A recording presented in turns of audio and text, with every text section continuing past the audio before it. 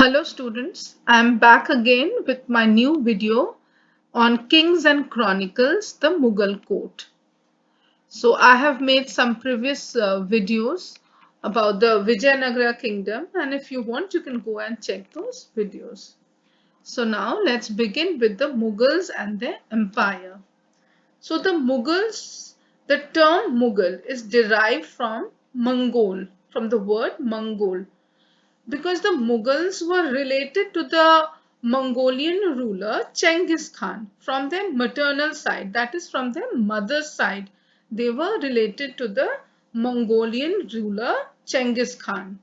So you all must have heard about Genghis Khan. He was a great conqueror, but he was very barbaric.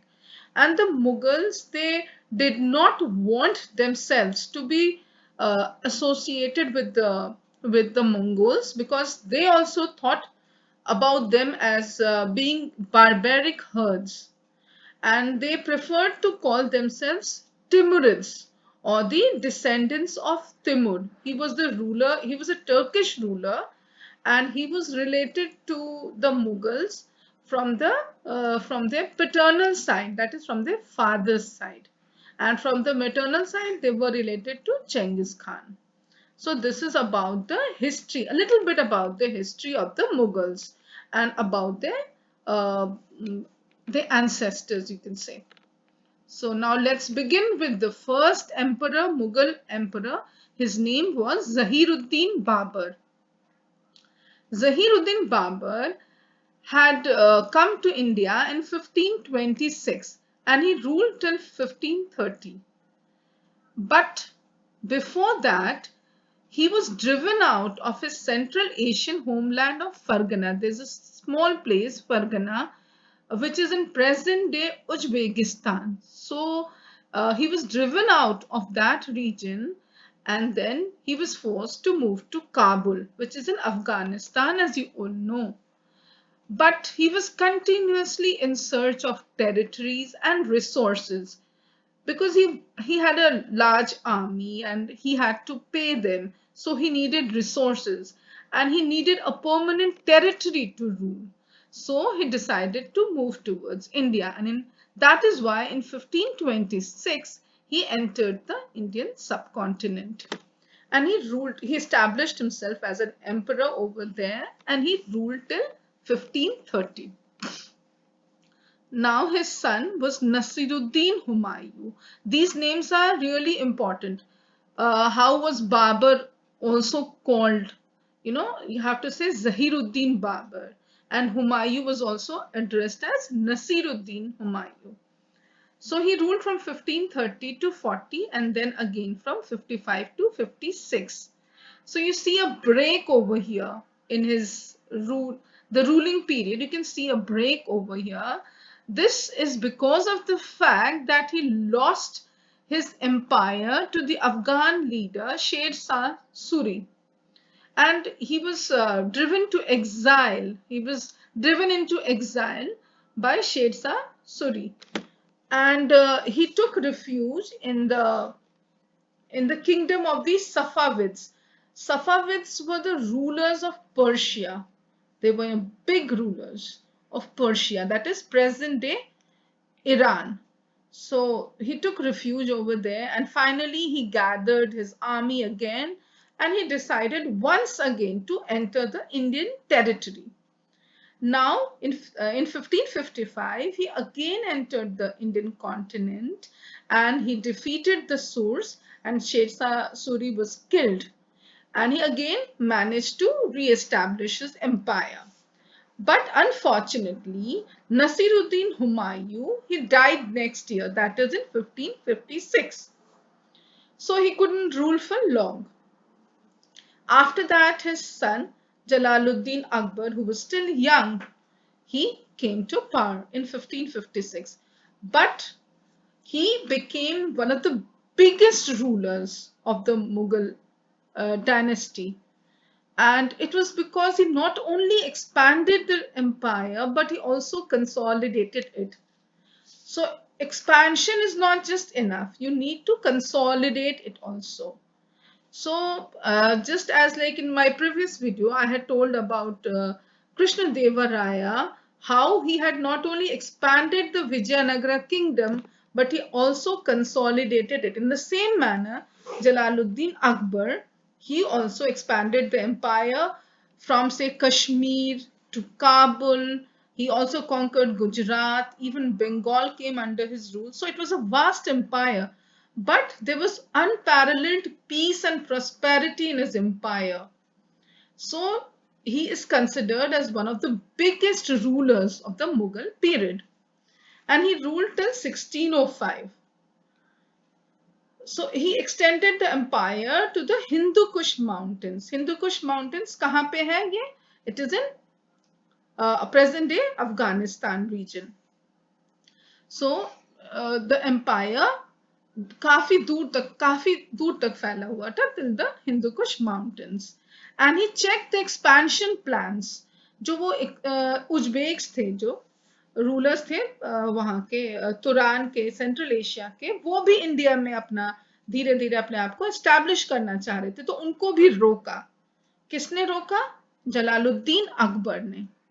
And he also checked the expansion plans of the Safavids of Iran. सफाविद्स को भी उन्होंने रोका. तो इस तरह से जलालुद्दीन अकबर एक great ruler बन गया. और उसका जो सन था Jahangir and his grandsons Shahjahan and Aurangzeb, they were also fairly strong rulers. तो इस तरह से काफी लंबे समय तक मुगल डायनेस्टी अपने आप को पावर में रख पाई because of these strong emperors. So now let's move on to the next topic, that is chronicles. Chronicles, अगर किसी को मुगल डायनेस्टी के बारे में जानना है, समझना है, तो it is not possible without reading the chronicles. Chronicles, what are chronicles? Chronicles are the written accounts of the events that happened during an emperor's lifetime. जो कुछ भी एक एम्परर के लाइफ में जो भी घटना घट रही थी, कब वो पावर में आया, कब जो कुछ भी, कैसे सोसाइटी थी, कोर्ट कैसा था, राजा के ने कहां तक एक्सपेंशन किया था, everything was mention in the chronicles. तो क्रॉनिकल्स बहुत इंपॉर्टेंट है. और क्रॉनिकल्स के थ्रू राजा अपने आप को एक राजा अपने आप को प्रोजेक्ट करना चाहता था कि जो किंगडम वो रूल कर रहा है वो एक एनलाइटेंड किंगडम है. एनलाइटेंड किंगडम का मतलब क्या है? कि मतलब वो रूल करने के लिए उनको अल्लाह ने या गॉड से उनको परमिशन मिला है रूल करने के लिए, और उनको डेस्टिन था रूल करना. और अगर किसी ने भी रेजिस्ट किया तो वो फेल हो जाएगा. और इसलिए भी क्रॉनिकल्स लिखे जाते थे ताकि जो आगे की जो जनरेशंस है उनको याद रहे कि उनके जो एंसेस्टर्स है उन्होंने क्या क्या काम किया या कैसे इस एम्पायर को एस्टैब्लिश किया. तो इस 3 वजह से क्रॉनिकल्स लिखी गई थी उस टाइम पे, कि एक एनलाइटेंड किंगडम का लोगों के मन में डालना कि ये एक एनलाइटेंड किंगडम है, और अगर किसी ने भी रेजिस्ट किया तो वो फेल हो जाएगा, और आगे की जनरेशंस याद रखें. तो जो इंपॉर्टेंट क्रॉनिकल्स है, हमें सबके बारे में जानने की जरूरत नहीं है. तो कुछ इंपॉर्टेंट क्रॉनिकल्स है जैसे अकबर नामा, शाहजहां नामा एंड आलमगीर नामा. Alamgir is about Aurangzeb. उनके बारे में जो क्रॉनिकल्स है उनके बारे में जानना है. अब जैसे कि सबको पता है कि ये लोग चगताई टर्क्स थे, यानी कि टर्किश थे. अभी मैंने पहले भी बताया कि ये लोग तिमुर जो टर्किश रूलर थे उससे अपने फादर के साइड से ये लोग रिलेटेड थे, और उन्हीं से अपना नाम ये लोग जोड़ना चाहते थे. तो ये टर्किश थे और इनका मदर टंग भी टर्किश था, इसलिए बाबर और हुमायूं ने इसी लैंग्वेज को यूज किया. उनके जितने भी पोएम्स और मेमोइर्स थे या बुक्स थे उन्होंने सब टर्किश लैंग्वेज में लिखा. बट ग्रेजुअली क्या हुआ, अकबर के टाइम तक पर्शियन लैंग्वेज यूज किया जाने लगा, क्योंकि उस टाइम तक पर्शियन जो थी वो एक एलीट लैंग्वेज मानी जाती थी. सफाविद्स जो थे ईरान के, जो काफी ग्रेट एम्पायर था, वहां पे भी पर्शियन लैंग्वेज ही यूज होती थी. तो वो लोग वहां से कई लोग इंटेलेक्चुअल और कल्चरल कॉन्टैक्ट्स पर्शियन लोगों के साथ काफी था मुगल्स का. वहां से कई लोग आते थे, तो इसलिए पर्शियन को ज्यादा अकबर ने यूज करना शुरू किया। और अब मुगल कोर्ट में और हाउस होल्ड में ये पर्शियन लैंग्वेज ही यूज किया जाने लगा। और अब जो अकबरनामा और शाहजहांनामा, आलमगीरनामा, ये सब पर्शियन लैंग्वेज में ही लिखी गई। और उससे पहले जो अकबर और हुमायूं के टाइम पे जो लैंग्वेज थी वो थी टर्किश। सॉरी, जो बाबर और हुमायूं के टाइम पे जो लैंग्वेज यूज की गई थी वो थी टर्किश। अब नेक्स्ट ये चीज है कि जब पर्शियन यहाँ पे यूज की जाने लगी तो यहाँ पे पहले से ही हिंदी बोली जा रही थी। कई तरह की हिंदी ना, हिंदी के भी अलग अलग वेरिएंट्स हैं, जैसे हरियाणा में, राजस्थान। तो इन सब के साथ मिलकर पर्शियन और जो हिंदवी जो है लैंग्वेज, ये मिलकर एक नए लैंग्वेज का जन्म हुआ, जिसका नाम पड़ा उर्दू। जो आज प्रेजेंट डे आज हम इंडिया में देखते हैं, उर्दू लैंग्वेज यूज किया जाता है। तो ये एक न्यू लैंग्वेज उसी समय डेवलप किया with the interaction of the Persian with Hindavi. अब Akbarnama was written in Persian and Baburnama, Ramayana, Mahabharata, इन सबको ट्रांसलेट किया गया इनटू पर्शियन। और महाभारत को राजमनामा कहते हैं इन पर्शियन। सो ये स्टूडेंट्स को ये याद रखने की जरूरत है। 1 मार्क के क्वेश्चन में शायद ये सब आ सकता है कि कौन सी लैंग्वेज अकबर के समय यूज की जाती थी। तो इसलिए ये सब पर्शियन ध्यान रखना है कि अब पर्शियन यूज किया जाने लगा from the time of Akbar, and before that it was Turkish. So now let's move on to the next topic, that is the manuscripts.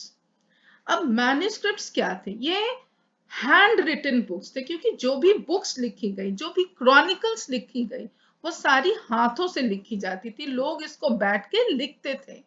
तो these were called manuscripts. So all the chronicles, they were manuscripts. और ये manuscripts कहाँ लिखी जाती थी? Imperial किताब खाना, जिसको इंग्लिश में स्क्रिप्टोरियम भी कहते हैं। यहाँ पे इंपीरियल किताब खाना में सबसे पहले पेपर मेकर्स होते थे। वो फोलियोज यानी कि पेजेस तैयार करते थे। उसके बाद कैलीग्राफर्स, जो लिखने वाले लोग होते हैं, वो सारी टेक्स्ट लिखते थे। उसके बाद जो गिल्डर्स होते थे, वो इल्यूमिनेट करते थे पेजेस को, यानी कि पेजेस में शाइन लाना या वो चमक लाने के लिए ये गिल्डर्स ये काम करते थे। नेक्स्ट थे वो पेंटर्स थे। पेंटर्स जो थे वो जो टेक्स्ट से रिलेटेड जो भी सीन्स हुआ करते थे उनको बनाते थे। वो छोटे छोटे मिनिएचर पेंटिंग्स होते थे, उनको वापस से मैन्युस्क्रिप्ट्स में लगाया जाता था। और फाइनली बुक बाइंडर्स थे, जो सब पेजेस को बाइंड करके उनके ऊपर एक ऑर्नामेंटल कवर चढ़ाई जाती थी, क्योंकि ये मैन्युस्क्रिप्ट्स काफी इंपॉर्टेंट माने जाते थे, तो इसलिए काफी इनको वैल्यू भी दी जाती थी। इस टाइम पे कैलीग्राफी और पेंटिंग को बहुत वैल्यू दिया जाता था।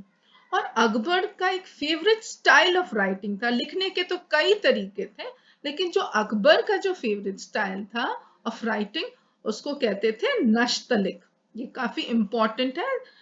Akbar's favourite style of writing, it was Nastaliq. ये एक fluid style with long horizontal strokes, लंबे लंबे हॉरिजॉन्टल स्ट्रोक्स। आपके बुक में ये पिक्चर भी बनी हुई है, you can go and just check it out. Now finest calligraphers of Akbar's court was Muhammad Hussain of Kashmir, and he was honored with the title Zareen Kalam. कौन था सबसे इंपॉर्टेंट कैलीग्राफर अकबर के टाइम पे? Mohammad Hussain of Kashmir. And writing, लिखाई होती किससे थी? With a piece of wood, एक लकड़ी का एक लंबा सा एक पीस लिया गया, उसके ऊपर एक कलम लगाई जाती थी, उस जो 5 या 10 मिलीमीटर की होती थी, और उसको कार्बन इंक में डिप किया जाता था, जिसको स्याही कहते थे, और फिर उससे लिखा जाता था। ये सारी मैन्युस्क्रिप्ट्स लिखी जाती थी या क्रॉनिकल्स लिखी जाती थी, और ये सब अच्छे से फिर किताब खाना में रखा जाता था। Finally next we move on to paintings. अब पेंटिंग्स भी काफी इंपॉर्टेंट रोल प्ले करती थी। अब मुगल पीरियड में जो पेंटिंग्स जो बनती थी वो मिनिएचर्स होती थी, यानी कि छोटी छोटी पेंटिंग्स बनती थी और बाद में इनको मैन्युस्क्रिप्ट के पेजेस पे लगाया जाता था। अबुल फजल के हिसाब से ही described painting as a magical art that made inanimate objects look as if they possessed life. तो लेकिन जो उलेमास थे, यानी कि जो मुस्लिम रिलीजियस लीडर्स थे, वो काफी ऑर्थोडॉक्स थे। उनको पसंद नहीं था कि पेंटिंग बनाई जाए, क्योंकि उनके हिसाब से ये कुरान और हादिस के अगेंस्ट था। क्योंकि उनको लगता था कि किसी चीज को क्रिएट करना ये सिर्फ अल्लाह का काम है, ये नॉर्मल लोग नहीं कर सकते हैं। तो इसलिए उनको पेंटिंग पसंद नहीं था। बट जो अकबर थे या अबुल फजल थे, उनको ये उलेमा की ये बातें पसंद नहीं थी और ये बार बार इसी वजह से उनके और उलेमास के बीच कॉन्फ्लिक्ट बनी रहती थी। लेकिन और भी जगह, जैसे और भी मुस्लिम किंगडम, जैसे उस टाइम पे सफाविद रूलर्स भी थे पर्शिया के, वो भी काफी पेंटिंग को लाइक करते थे और वो फाइन पेंटर्स को अपने कोर्ट में पेट्रनाइज करते थे। और एक ऐसे पेंटर जिसका नाम था Behzad is a very important painter. और पेंटर्स जैसे अब्दुल समद, मीर सैयद अली, ये हुमायूं के साथ दिल्ली आए थे और इनको काफी रिस्पेक्ट करते थे। तो इसलिए मुगल जो रूलर्स थे ये पेंटिंग को काफी इंपॉर्टेंस देते थे। अबुल फजल का एक जगह कोट भी लिखा गया जिसमें उन्होंने बोला कि अकबर ऐसे लोगों को डिसलाइक करते थे जो पेंटिंग से नफरत करते थे, क्योंकि अकबर को लगता था कि एक artist, that an artist has a unique way of recognising God when he feels that he cannot bestow life on his work। क्योंकि एक आर्टिस्ट को पता है कि वो गॉड नहीं है, वो एक ड्राइंग बना सकता है पर उसमें वो लाइफ नहीं दे सकता, उसमें जान नहीं डाल सकता। तो इसलिए उसको लगता था कि अबुल फजल जो था उसको लगता था कि अकबर ऐसे लोगों को बिल्कुल पसंद नहीं करता जो पेंटिंग को हेट करते हैं। Next we move to the first chronicle, जो जिसके बारे में हमें जानना है वो है अकबरनामा। अकबरनामा किसने लिखा था? अबुल फजल ने। अबुल फजल कौन था? वो आगरा में, his birth place was Agra, और वो एडवाइजर था अकबर का, बहुत important advisor. And he was widely read in Arabic, Persian, Greek philosophy and Sufism, and he was opposed to the conservative ulemas, and Akbar was impressed with his ideas and made him his advisor। क्योंकि अकबर को भी था कि वो अपने kingdom को इन conservative ulemas से अपने आप को अलग कर सके। So he was entrusted with the task of writing the Akbarnama, and he began writing in 1589, और 13 साल लग गए उसको ये बुक लिखने में, ये क्रॉनिकल लिखने में। और ये 3 पार्ट्स में बटी हुई है। और जो इसके जो थर्ड बुक है उसका नाम है एन ए अकबरी। ये स्टूडेंट्स के लिए इंपॉर्टेंट है to remember that it took 13 years and the third book is Ain i Akbari. जो फर्स्ट वॉल्यूम है it contains history of the mankind from Adam. जब से ये हिस्ट्री शुरू हुई, यानी कि जब से एडम आया इस पृथ्वी पे, उससे लेकर के जो first 30 years of Akbar's life है उसके बारे में लिखा गया है in the first volume. Second volume closes in the 46th year of Akbar's reign, that is 1601। और उसके बाद जब थर्ड वॉल्यूम जो लिखी उससे नेक्स्ट ईयर जो था वो Abul Fazl was murdered by Bir Singh Bundela. और वो कौन था Bir Singh Bundela? He was an accomplish of prince Salim, यानी कि जहांगीर। उसने मर्डर कर दिया। नाउ अकबरनामा जो था वो लिखा गया था डाइक्रॉनिक और सिंक्रोनिक मैनर में।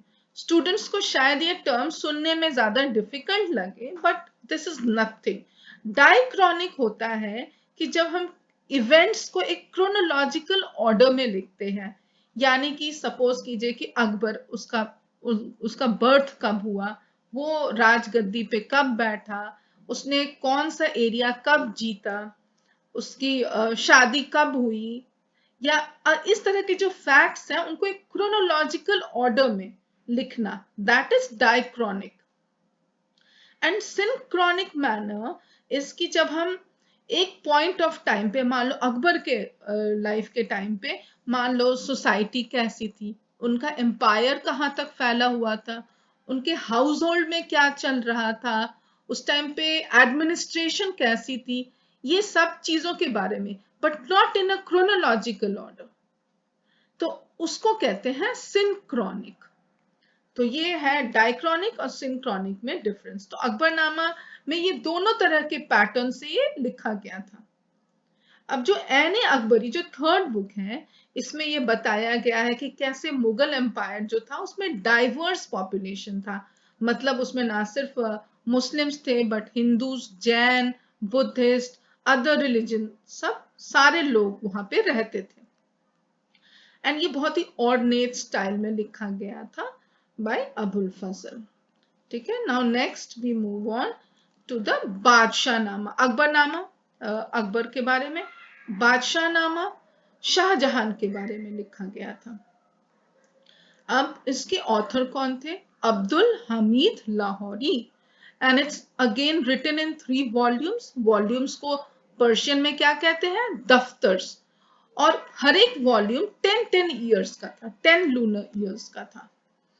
लेकिन पहले 2 लिखने के बाद अब्दुल हमीद लाहौरी, जो कि काफी ओल्ड थे और बीमार थे, वो लिख नहीं पाए अपने लास्ट वॉल्यूम, और बाद में एक हिस्टोरियन वारिस है, उसने इसके लास्ट वॉल्यूम को लिखा। वॉल्यूम को क्या कहते थे? दफ्तर्स। अब बादशाह नामा जो है वो गिफ्ट किया गया था। आज जो प्रेजेंट डे आप पूछोगे बादशाह नामा कहाँ है, तो वो इंग्लैंड में है, क्योंकि ये नवाब ऑफ अवध ने बादशाह नामा को गिफ्ट किया था किंग जॉर्ज द थर्ड को 1799 में। तो इसलिए क्योंकि उस समय मैन्युस्क्रिप्ट्स को गिफ्ट करना बहुत ही अच्छा माना जाता था और बहुत बड़ा गिफ्ट माना जाता था, तो इसलिए उन्हें गिफ्ट किया था। अब जो इंडियन मैन्युस्क्रिप्ट्स जो भी लिखे गए थे, वो जब ब्रिटिशर्स आए तो उन्होंने उनकी एडिटिंग की, ट्रांसलेट किया उनको इंग्लिश में, और सबसे पहले जो बना वो था एशियाटिक सोसाइटी ऑफ बंगाल। और Asiatic society of Bengal, it was founded by sir William Jones in 1784, and उसमें काफी सारे जो सारे मैन्युस्क्रिप्ट्स थे सबको ट्रांसलेट किया गया। Akbarnama was also translated into English by Henry Beveridge. So this name is also important. Henry Beveridge, Abdul Hamid Lahori, and Waris. Next we move on. This is the map. As you can see over here, this is the map of the Mughal Empire.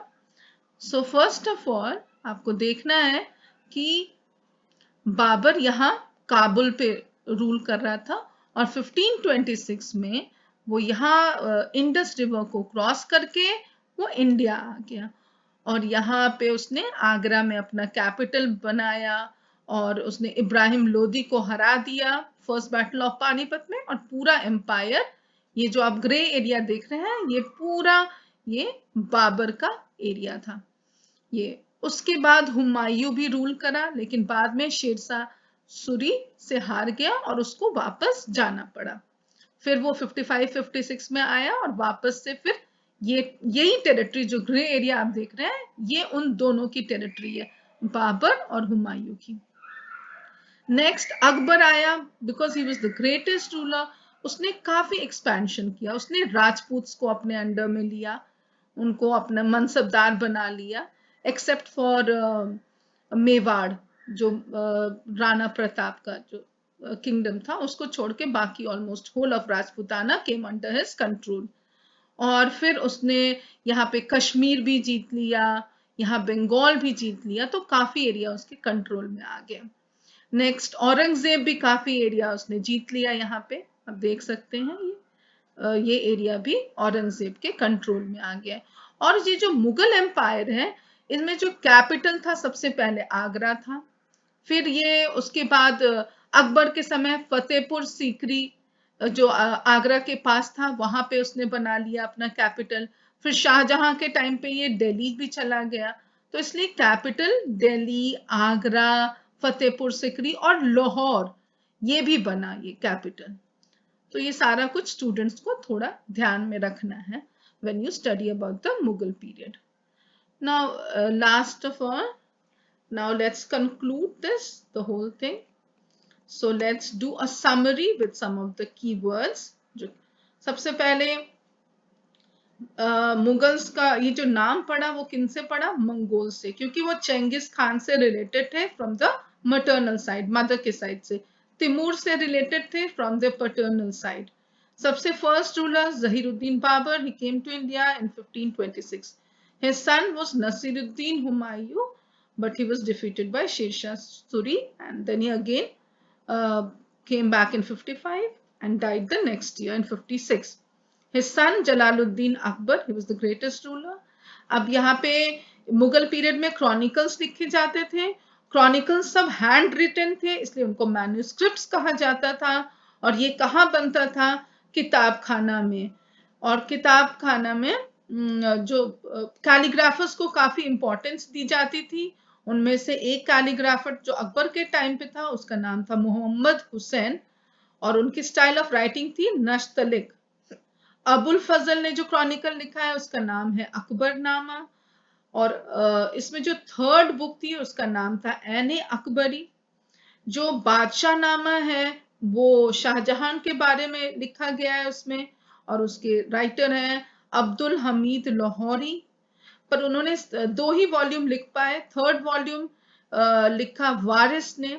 और ये style of writing जो अकबरनामा में जो style of writing use की गई वो है both diachronic and synchronic, जिसके बारे में मैंने पहले भी एक्सप्लेन किया है। And Badshahnama was gifted to king George third by the Nawab of Awadh. फिर Asiatic society of Bengal establish की गई थी। उसमें सारे जितने भी क्रॉनिकल्स और ये मैन्युस्क्रिप्ट्स थे उनकी एडिटिंग और प्रिंटिंग और ट्रांसलेशन की जाने लगी। और इसको एस्टैब्लिश किसने किया था? सर विलियम जोन्स ने। फिर हेनरी बेवरेज वो थे जिन्होंने अकबरनामा को इंग्लिश में ट्रांसलेट किया। अच्छा, दो पेंटर्स जो बहुत इंपॉर्टेंट है जो स्टूडेंट्स को याद रखना है वो है मीर सैयद अली एंड अब्दुल समद, जो हुमायूं के साथ इंडिया आ गए थे। और लास्ट एक क्रॉनिकल लिखी गई थी उसका नाम था आलमगीर नामा, यानी कि जो औरंगजेब के लाइफ के बारे में लिखी गई थी। तो यहाँ तक इतना ही हमें जानना है। And if you like my video and if you find it good enough, do like and subscribe. Thank you so much.